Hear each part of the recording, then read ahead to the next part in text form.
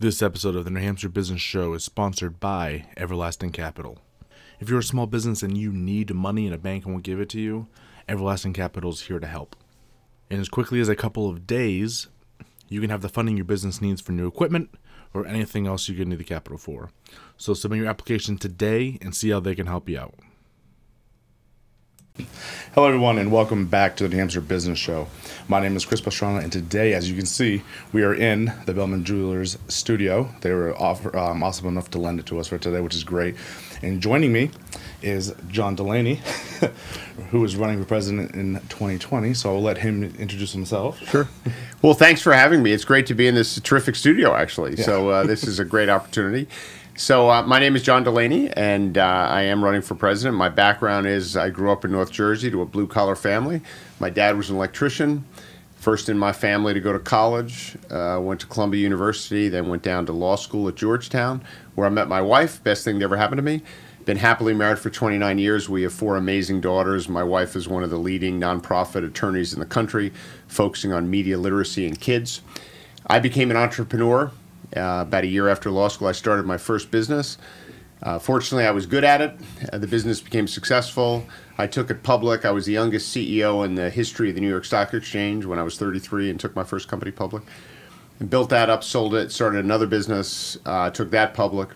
So I ended up creating several thousand jobs as an entrepreneur. Mm-hmm. And then about 10 years ago, my wife and I decided to dedicate the rest of our lives to public service. Yeah. And that led me to run for Congress. And I was first elected in 2012. I flipped a seat that had been held by a Republican for about 20 years. And I served in the Congress of the United States for 6 years. And I was consistently ranked one of the most bipartisan members of Congress because I went to Congress because I believe in the politics of progress, that I think people who have the privilege of being elected and serving the American people should actually get things done. And we should roll up our sleeves and find common ground and actually create solutions. And that's really why I'm running for president. Yeah. I think the central issue facing this country is how terribly divided we are, that Americans have been pitted against American, and it's caused our democracy to be broken, and our federal government is not an active partner with the private sector and the nonprofit sector in getting things done, basic things we should have done to prepare our country and our citizens for a world that continues to change so rapidly. So I want to be the person who brings this country together, restores this sense of common purpose, starts solving problems that really matter for the American people, and allow us to rethink our future to something much more positive. Yeah. Well, it's a good goal. Yeah. I think as divided as the country is right now, Yes. I think it's definitely a good goal to It's the most aim important for. thing. Yeah. So let's get into a little bit. Sure. Why jump from entrepreneurship into politics? Let's get into that a little because that's an area most people don't do. Yeah. Well, and it's unfortunate because I think what makes you wired to be a successful entrepreneur is actually in many ways what the country needs, and particularly now because we need more entrepreneurs and we need to drive the entrepreneurial economy. And, you know, it's in some ways it's kind of simple. I always thought of my life as a third learning, a third earning, and a third serving. Yeah. You know, to me that would be kind of my dream life, and that's kind of what I always thought of. And so I had done my learning part, I had done my earning part, and it was time to get on with my public service chapter of my life. And that's really what led, you know, it was a joint decision my wife and I made together, obviously. And we really felt like we had something to give back, and that we'd been very blessed, and that what a privilege it is to be able to live a meaningful life in public service. Yeah. And to try to make a difference in the lives of people. And so in many ways, I'm doing this for different reasons, right? People often ask me about my career, and it's funny, I still kind of answer it by saying I was an entrepreneur. You know, because I really actually view this as service. This is not about me. This is not about me. It's about trying to make a difference in the lives of people. Yeah. So why do you want to be president? Well, because that's the way you make the biggest difference. Yeah. You know, I want to make a disproportionate difference in the world with my life. And I think what I have to offer is exactly what this country needs. We need to turn the page on decades of terrible partisan politics and get back to this notion that we're all in this together. That doesn't mean we agree with each other on everything. Of course we don't. And we don't want to live in a country where we agree with each other on everything. But I think the citizens in this country deserve to live in a country where the things we don't agree with each other on, we can debate in an honest, civil, respectful manner. The battle of ideas, it used to be called. And then that their leaders also every once in a while roll up their sleeves and get some things done. Yeah. That's why I'm running. I like it. So let's talk about New Hampshire a little bit, because New Hampshire is a little bit different than a lot of other places that you'll probably visit. And the biggest thing is here, you got the Democrats, of course, you got Republicans, but there's also a very large libertarian presence in the state. So how do you approach that? So, you know, I approach every voter the same way. I don't think politicians should have different messages for different voters, right? You should have different issues you care about. And I've got all kinds of issues. I've got great ideas. But at the end of the day, I'm about what I just said, which is restoring honesty, truth, civility, and respect to our discourse. And I think whether you're Democrat, Republican, Libertarian, Green Party, Independent, doesn't matter. You should care about that. Yeah. And I'm also about solving problems. Because if you believe in the democracy, which I do in my heart and soul, then you should believe in this notion that you have to let it work. And if a significant majority of the American people want to do things, we should do them. And we shouldn't let small factions block things. That's not democratic. And so that's really my message, that I have a very different perspective on this. I'm doing it for the right reason. I want to bring people together and start solving these problems and finding common ground. And I'm just an optimist by nature. I think this is a magnificent country. And if we actually work together, not as Democrats, not as Republicans, but as Americans, we can solve every problem. Yeah.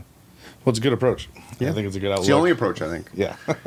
Okay, so good. So we can get off the politics here for a second. Sure. So we did the, was it the Entrepreneur Roundtable just a little while ago, which I definitely want to talk about. Yep. So what do you get from that? What type of messages do you glean that New Hampshire businesses are kind of looking at? Well, it's funny. The things that these entrepreneurs are talking about are the same kind of things that a lot of Americans are talking about, which is how broken our healthcare system is. So that was a big issue. Yeah. Why we're not dealing with issues that are clearly going to affect my kids and everyone else's kids out there, like climate change and like the debt or the fiscal trajectory of this country.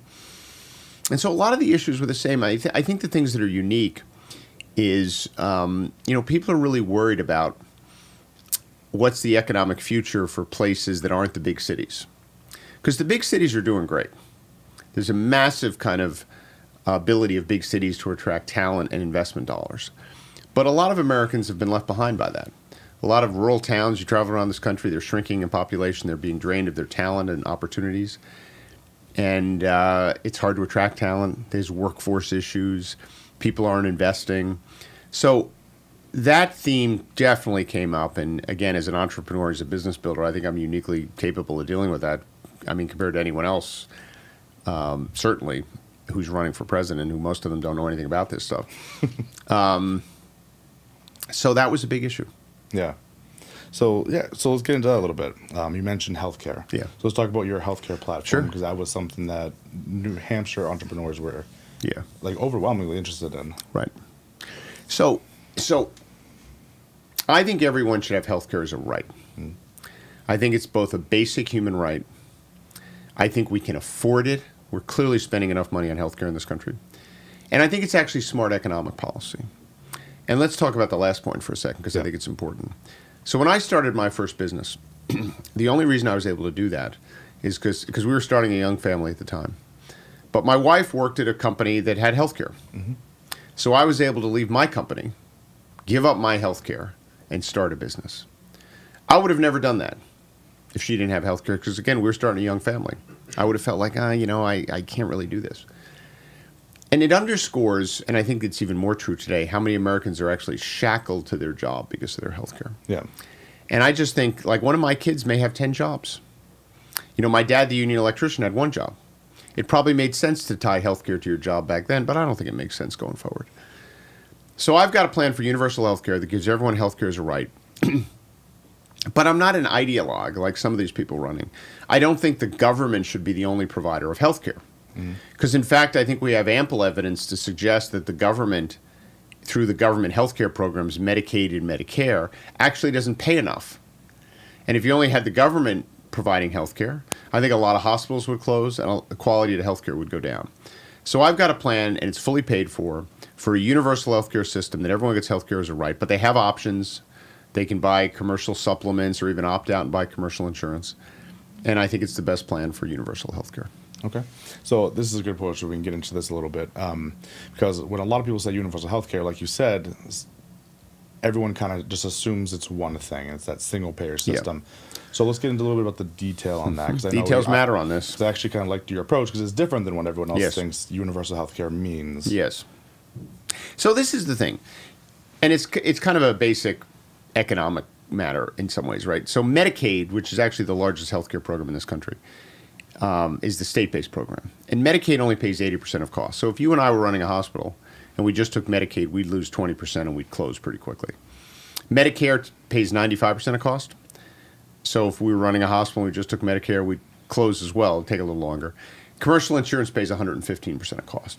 So effectively, the government plans don't pay cost. So if you're advocating for a single-payer system, you somehow have to become confident that the government will change how it pays, which I don't have any confidence it will. And why? Because it's a political process. And a lot of states have balanced budget amendments, right? So they're under a lot of pressure. Healthcare costs are rising faster than inflation. So how are they ever going to really pay cost? How's the government ever going to really pay costs when they don't do it now? And so that would result in a worse healthcare market. So I think that's a dumb idea. And I think it's an ideological idea. It's basically people who don't like the private sector saying, I want to get the private sector out of healthcare. It's not based on healthcare policy. It's based on their animosity towards the private sector. So I believe everyone who supports these single-payer proposals, or Medicare for all, is basically supporting a plan that's not good healthcare policy. I understand the goal, and I admire the goal, universal healthcare, because I want it too. But they're doing it out of this ideological kind of distrust of the private sector. Some of these bills make private healthcare companies illegal. So think about all the for-profit healthcare companies in this country, hospitals, home healthcare, all that stuff. These people are calling for those to be illegal. Like, what does that even mean? Does that mean all the for-profit healthcare companies in this country have to close? So some of this stuff people are proposing really doesn't make any sense. And so what I'm proposing makes total sense, which is to create a universal healthcare system, give everyone a basic healthcare package as a right.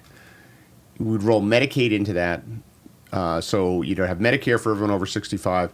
You'd have my plan from when you're born to when you're 65. But if you want to buy supplemental plans, just like Medicare beneficiaries do, if you think about Medicare, everyone gets a basic government plan under Medicare. And then they can buy supplemental so they can have choices, which is what the American people want. That's what we should do for the rest of the American people. And that's my plan. Okay. Cool. And it's fully paid for. I like that. Yeah. That matters. Yes. So how do you go about paying for it? So you get rid of the corporate deductibility of healthcare, which is the biggest tax exemption we have right now. And that pays for it. Cool. Simple. Yeah, very simple. All right. So the next issue that kind of came up a lot was college debt. And then kind of the university system itself. So college debt is there's really the really question of affordability of college. We talk a lot about the debt, but we don't talk about affordability. So I think everyone in this country, as part of basic public education, should have either community college or career and technical training as a basic right. Because I think kids need it. Last year, according to the U.S. military, 71% of our high school graduates were not eligible for the military because either academic, healthcare, or social deficiencies. So clearly a lot of the American young people, they need something after high school. And so I think they should have community college or career and technical training, which is as important, and we always got to talk about that in the same breath. That should be part of basic public education. So if they want to get a 4-year degree and they're really worried about the cost, they can do 2 years of community college for free, and then they could go to get 2 more years at a 4-year college, and that'll make it a lot more affordable. I'd also like to lower the interest rates on student loans to make them more affordable. And I just think that's a much more responsible plan than these people calling for free 4-year college. Because the problem with free 4-year college is twofold. Number one, we can't afford it. And number two, it basically creates an incentive for everyone to go to 4-year college, which isn't the right incentive. And the third thing it does, just to add one other thing, is it ignores where there's also issues with education in this country, which is at pre-K and early childhood. If you really want to make a difference in someone's education, you got to focus on that as well. So do you think affordability and quality kind of overlap a little bit in this? Because the quality of of the education system is also kind of lacking.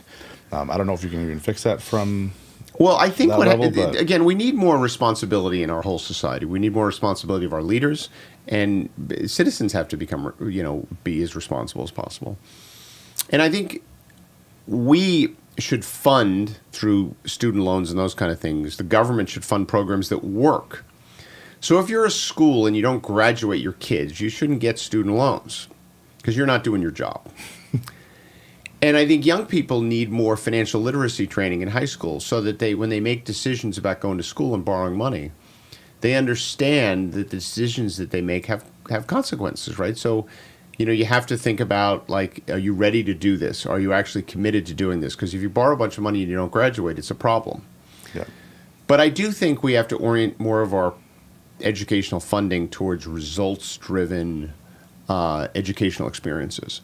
And if schools are basically taking kids, getting student loan dollars, indebting the kids, and not graduating them, or if they graduate them and they can't get jobs, that's not helping anyone. Yeah. So in that regard, because we talked about workforce population as well. Yes. That's an issue here in New Hampshire because I forget what it is, like 40% of the state is over like 50 or something Yes. like that. Let's talk about the workforce itself. What do you think we should do about some of those issues? Because we have people leaving, like you said, faster than they come in. Typically, they graduate college and either vanish to New York, Boston, whatever. Yeah, the draw for these big cities is very compelling. And look, at the end of the day, we got to make sure jobs are created everywhere in this country. Mm-hmm. And we got to have good partnerships between local government and the private sector to ensure that we have good workforce training programs. And we have to have incentives for businesses to locate all over this country. I'd created an incentive for our government contractors that I'd want 25% of our government contractors that have half of their employees in distressed communities to really create an incentive for people to locate jobs everywhere.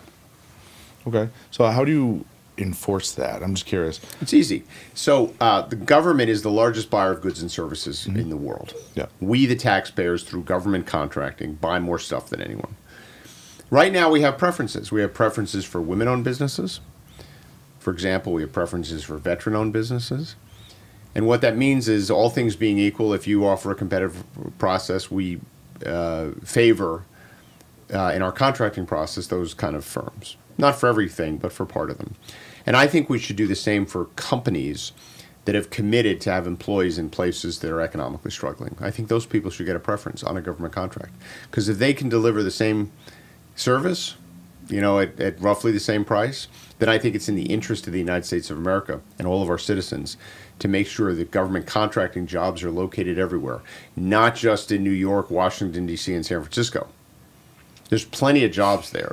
Yeah. But we need more jobs in places all around here in New Hampshire and all around this country. Okay. So I agree. See, it's not really an enforcement. It's basically an incentive. Okay. That's the way I think about it. Okay. And yeah, I'll leave that one out. So it's a market-based incentive, which is, hey, if you come to the table and you run a government contractor and you got half your employees in places that really need jobs, we're going to basically thank you for that by allowing you to win government contractors when otherwise you'd be tied with other people. Yeah. Okay.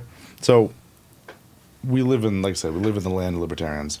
So there is an idea here where we can have all of these good ideas and we can make them work, but should the government be in that position to do so? Because that's a big thing you're going to get here. That's up to the democratic process. Yeah. So I don't actually think the way to think about some of these questions is in these ideological, conceptual ways. Mm-hmm. The way to think about them is we should have a battle of ideas. Yeah. People should step forward and say, okay, what do we think the best thing for the country is? And you always have to balance our liberty and freedom, which is central to who we are and to the identity of this country, with our need to build a social compact to give our citizens the basic shot they all deserve. Because I believe in equality of opportunity. I think people, no matter where they're born, what the color of their skin is, what the condition of their birth, they all deserve an opportunity. So you got to balance those things. And it's really up to the democratic process to decide whether to do it. So if 60-70% of the American people like a certain idea, I think we should do it. Yeah. And that's kind of how I think about it. And that's the ultimate freedom. That's the ultimate thing libertarians should care about, which is the democracy working. Yeah. Cool. Yeah, because a lot of my audience is libertarian. And that's great. I mean, listen, I served a lot of great libertarians in the Congress, and we had a lot in common. Yeah. Well, it seems so. Like, from what I've seen from the current candidates, There are some that are very, very far left as far as ideas. You seem actually a little moderate, kind of in the middle, I guess. So this is, I think the genius of the United States of America is this notion that we allowed capitalism and the free market to work its magic. And capitalism and the free market are the greatest innovation and job creation machines ever created. Full stop. And there's no better economic model. But what we also did is we didn't let them run unchecked. We built societal infrastructure, like public schools and physical infrastructure. We had appropriate regulations to protect our consumers. We gave workers rights. And those things together, in my opinion, kind of channeled capitalism towards the common good. And that's what I think the model of this country really is at the end of the day, is you let capitalism work its magic, but you build a social compact so that every citizen gets a certain set of rights in terms of the education they receive, in terms of the opportunities that are available to them. And that results in broad-based prosperity. I think we've lost that. And I think these arguments between like socialism and capitalism, in some ways it's kind of ridiculous, because socialism in its pure form is the wrong answer to every question, right? Government owning the means of production, that doesn't work. But capitalism left unchecked doesn't work either. And we've never done that. We used to let kids work in factories. That was a capitalistic, that was done under capitalism. But as a society, we got together and said, that's wrong, right? We can have capitalism without letting kids work in factories, so we changed the rules. Yeah. And that's kind of how I think about it. You update the basic institutions and laws in society to ensure that people are treated fairly and have opportunity. And then once you do that, you let capitalism work its magic. Okay. I like that approach. So I think libertarians like that approach. I think it's common sense. Yeah. We may differ on the margin, like what the government's role in healthcare should be, et cetera. But I want people to know how I think about it. Yeah. Cool. I like that. So I kind of only covered the ones that kind of dealt with entrepreneurship and all stuff. But for people that want to learn more about your policy as a whole, where do they get a hold of you? JohnDelaney.com. Really simple. Nice and easy. Yeah. Well, thank you so much for joining me. Great. It was really great to talk to you. Thank you for having me. Absolutely. Thank you guys so much for watching. Definitely reach out, learn more, because like you said, being informed is the best policy.